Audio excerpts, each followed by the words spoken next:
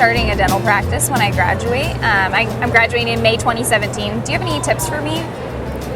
The first thing I think you should do is assemble a team of advisors. So your mentor, whoever that is as a dentist, a CPA, an attorney, maybe a practice management consultant, and or a broker if you're looking to find a variety of practices. Okay. And they're typically a clearinghouse to offer you a wide slew of practices to buy, whether they're general, specialty. But I think the best way to start is assemble a team first so that you're not doing all the legwork yourself. What do you feel like are the biggest obstacles for new dentists who open practices? I think personal debt.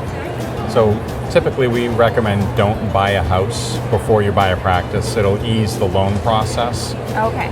Because with dental students coming out of school with significant student loan debt, if they possibly had credit card debt, then you layer on the possibility of paying back a practice loan. Some lenders may not be as forgiving as others. What kind of strategies would you recommend for paying off those loans? Well, typically we say be a practice owner or have that be the goal, because their compensation will more than reward you in enough fashion just to pay off those loans. And it sounds like a lot of dentists are trying to kind of do it all. And when they become a practice owner, they want to be their own attorney and they want to be their own CPA and they want to, try to do everything that they can. Why do you recommend that someone get a CPA instead of just trying to do it themselves? I think somebody that has a broad-based knowledge, like a CPA, has seen all facets of business: accounting, tax, asset protection. I spoke to a realtor conference once, and there were 100 realtors in the room. And they said, we want to start our own business.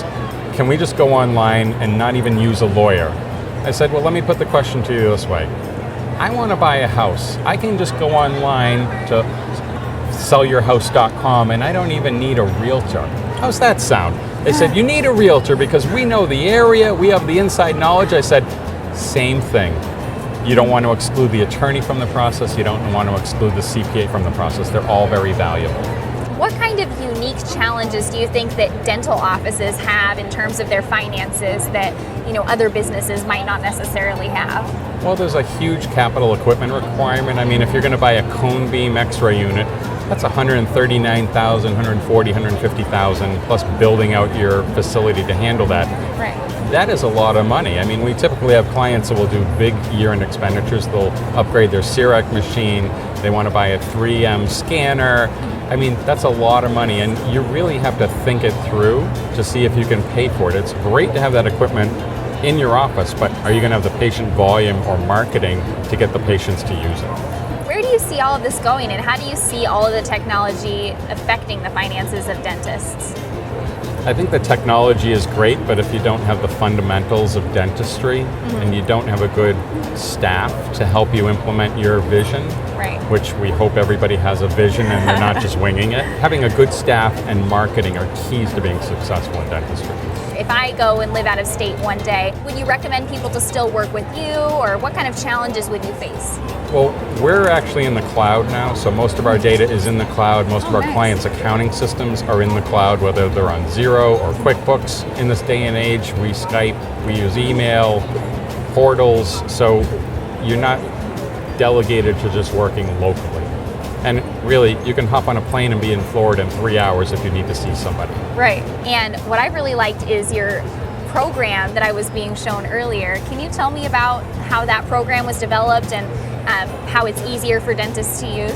Well, our dashboard program for dentists actually pulls data from practice management software and accounting and human resources and payroll. It really just presents an overall global picture to the dental practice owner.